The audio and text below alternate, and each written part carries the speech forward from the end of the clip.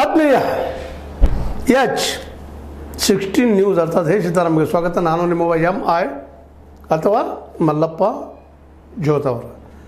ಹಬ್ಬದ ದೀಪಾವಳಿಯ ಸಂದರ್ಭದಲ್ಲಿ ನಮ್ಮ ಸರ್ವ ವೀಕ್ಷಕರಿಗೆ ನಮನ, ಜೊತೆಗೆ ಒಳ್ಳೆಯದಾಗಲಿ, ಶುಭಾಶಯ ಅಂತ ಹೇಳ್ತಾ ಆದ್ಮೇಲೆ H16 ನ್ಯೂಸ್ ಅರ್ಥಾತ್ ಹೇ ಸೀತಾರಾಮ್ಗೆ ಸ್ವಾಗತ.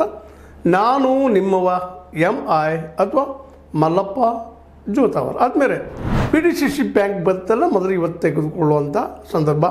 ಕಾರಣ ಇವತ್ತು 19 ರಿಸಲ್ಟ್ ಬರುವ ದಿನ, ಗೆಲ್ಲುವ ದಿನ. ರಾಜ್ಯ ರಾಜಕೀಯದಲ್ಲಿ ಬದಲಾವಣೆಯ ಸಮಯ ನಿಶ್ಚಿತವಾಗಿಯೂ ಅಂತ ಹೇಳಬೇಕಾಗ್ಯದ. ನಿಶ್ಚಿತವಾಗಿ ಇಲ್ಲಿ 3 ಬಣಗಳಾಗ್ಯದ. ಮೊದಲಿಂದ ಹೇಳ್ತಾ ಬಂದಿದ್ದೀನಿ ನಾನು ನಿಮಗೆ ಚರ್ಚೆಯಲ್ಲೇ 3 ಬಣಗಳಾಗ್ತವೆ. ಕೇವಲ ಇಲ್ಲೇ ಕತ್ತಿ ಇವತ್ತು ಸೌದಿ ಒಬ್ಬರು ಎಕ್ಸ್ಟ್ರಾ ಉಟ್ಕೊಂಡಿದ್ದಾರಲ್ಲ, ರಾಮ್ ಲಕ್ಷ್ಮಣ್ ಕರ್ಕೊಳ್ತಾ ಇದ್ದಾರೆ ತಮ್ಮನ್ನು ತಾವ. ಈ ಕಡೆ ಪಾಂಡವರು ತಮ್ಮನ್ನು ತಾವು ಕರ್ಕೊಳ್ತಾ ಇದ್ದಾರೆ, ಜಾರಕಿಹೊಳಿ ಮತ್ತು ಅವ್ರ ಬ್ರದರ್ಸ್. ಅವ್ರ ಜೊತೆಗೆ ಜೊಲ್ಲೆ ಒಬ್ಬರು ಎಕ್ಸ್ಟ್ರಾ ಸೇರಿದ್ದಾರೆ. ಇವರು ಪಾಂಡವರು, ಇವರು ರಾಮಾಯಣದ ರಾಮ ಮತ್ತು ಲಕ್ಷ್ಮಣರು ಅಂತ. ಇದರಲ್ಲಿ ರಾವಣರು ಯಾರು ಆಗ್ತಾರೆ, ಕೌರವರು ಯಾರು ಆಗ್ತಾರೆ, ಇವು ಸಾಯಂಕಾಲ ಗೊತ್ತಾಗ್ತಾರೆ.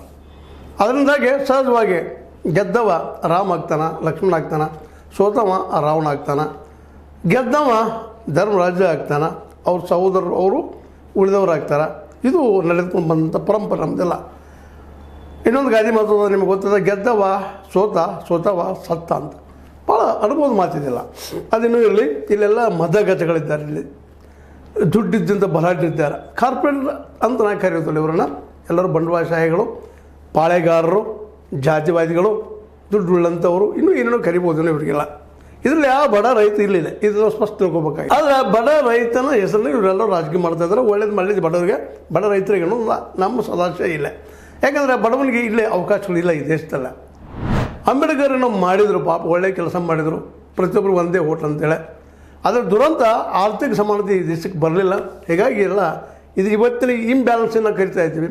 ನಿಜವಾಗಿಯೂ ಜನಸಾಮಾನ್ಯ, ಒಬ್ಬ ರೈತ, ಒಬ್ಬ ಬಡವ, ದಿನಗೂಲಿಯವ ನಿಲ್ಲುವಂಥ ವ್ಯವಸ್ಥೆ